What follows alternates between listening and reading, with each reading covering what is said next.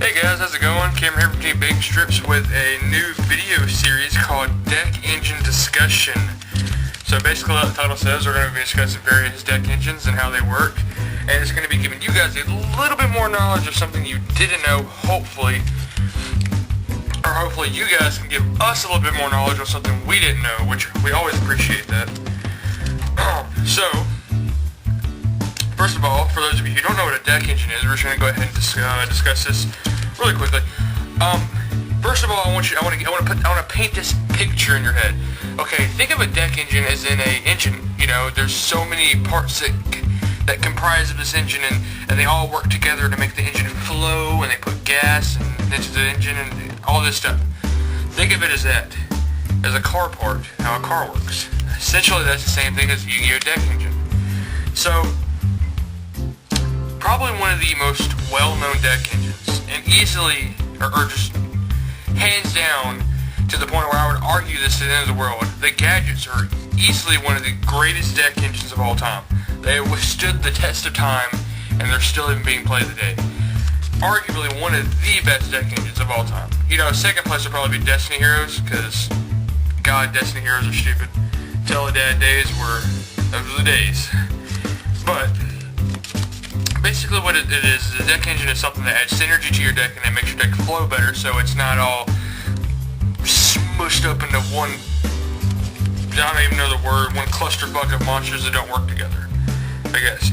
So anyway, today's deck engine that we're going to be discussing is the Genus engine, which is probably one of my favorite engines of all time right now anyway. So let's just go ahead and get to this. I want to get into this as fast as I possibly can. Alright, so we got TG Striker. He's basically a Cyber Dragon, but he's a 2-star tuner. And when he's destroyed, just destroyed in general, doesn't have to be by battle, you can search out a TG monster from your deck, but it cannot be himself. Then we got TG Werewolf. These guys go hand in hand together. But basically, TG Werewolf he's a 3-star effect monster, and he's a dark.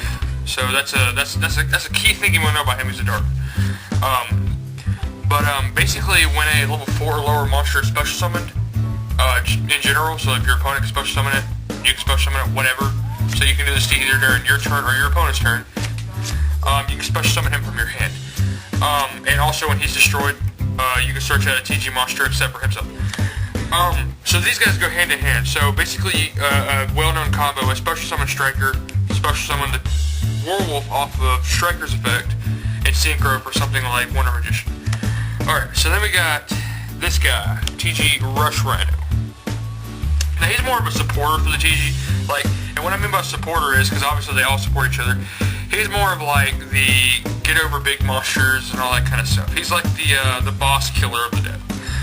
So normally normally they use him to run over Thunder King because Thunder King conflicts with their effects. So normally people just play him to run over Thunder King. Because basically what his effect is, during the damage step he gains 400 attack. He's already got 1600 attack, and he'll gain 400 during the damage step. And also when he's destroyed, you can search out a TG monster from your deck and add it to your hand except for himself. And one thing I did fail to mention, they don't get to special summon the monster that they add from the deck, they just add it to their hand. Sorry if I didn't state that. And then they have several synchros that go with them, but in my opinion this is the better one. My opinion, obviously. TG Wonder Magician. It doesn't matter what the tuner is, but the monster, the material that you use to synchro with it has to be a TG monster. But basically it's a level 5, so it's super easy to get out. And it's a tuner. Now, the awesome thing about this card is you can synchro with it during your opponent's main phase, so you can instantly go Black Rose during their main phase, and it's just kind of like WTF, might. That's not all though. When he's destroyed, or her, whichever it is, I don't understand. I don't know the gender of this card. When it's destroyed, you get to draw a card. So you can plus off this card all day. It's awesome. So those are just the general lineup. Now there is a lot of different TG monsters, but these are just the stereotypical cliche TG monsters you see running in any Tag Genus deck. Regular Tag Genus run some other synchro. I don't know what it is, but it's something else. Now, these cards are good on their own, but they are even better when they're comboed with stuff like this. TG EM1. Now, it's like a creature swap and trap and a trap version.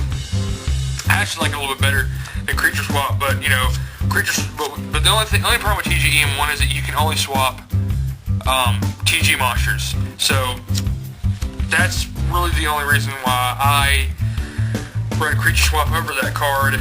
But I still like this card a lot better, mainly because you get to select the target you're swapping for. That's why. But I mean, really, this card's awesome because the effects of these cards, when they're destroyed, they get to search out a TG monster. So you can basically just go TG1, EM1, take control of their, let's just say they have a Grapha, which that can normally shut down a Dark World engine if you take control of their Grapha, because they're going to have a hard time running over that themselves unless they use their own Grapha or waste some resources on it, which they're going to have to. And you give them their TG monster, then you take over your TG monster and you get the search. So you're plussing off that. That's really awesome.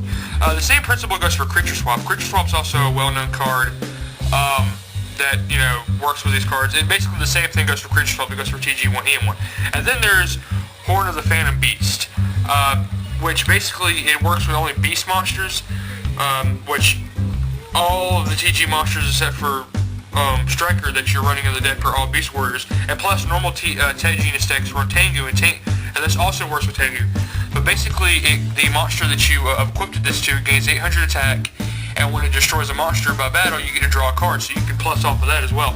So this deck pluses, so much plus going on in this engine. There's so much plus. You get draws, and it's an amazing engine.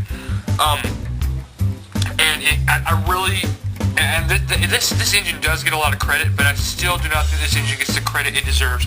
Now, true, decks like Dino Rabbit poop on this, but they're still so good. They're still so good, and one deck should not be the reason why nobody runs this, because they're so good. And I obviously run these in my agent deck, the TG agents. The only cards I don't use are Rush Rhino and the TG1E1. They go in their own deck. But nonetheless, it's still amazing, and I love it. I personally think you guys should run a variant of TGs. They're very good. For those of you who didn't know about these, obviously, a lot of people have the problem of misunderstanding their effects. There's a ruling on the cards though that I probably should mention. I don't think it applies to Wonder Magician, but I'm probably wrong. When these guys are destroyed and sent to the grave, they have to be in the graveyard at the end of the turn for their effect to resolve. And also, the TGs only search at the end phase. They don't search as soon as they're destroyed. I know I failed to mention that, but they only search at the end phase. So, if these guys aren't in the graveyard at the end phase, their effects do not resolve. They're not there for their effects to resolve. So that's the only thing about them. Normally, what you'll see somebody sided against a TG deck is like DD Crows and stuff, because once the TG hits the graveyard, they'll go, oh, DD Crow won't get its effect. But still, they're amazing, really good engine. And you can't let small things like that you determine whether you can play the deck or not, and it shouldn't. But yeah, guys, you should definitely try these out. They're a great way of adding consistency to some decks. Some decks they don't work out with at all. Like, a lot of people have the problem of trying shoving together two different deck engines, and it just doesn't flow together at all. But definitely, if you're running one of those decks that has a lot of beast in it, and you're trying to add some sort of flow and synergy to your deck, you should really consider adding these in. Really great tech, really good engine in general. Yeah, guys. Anyway, this has been Cameron from Team Bacon Strips, and thanks for watching.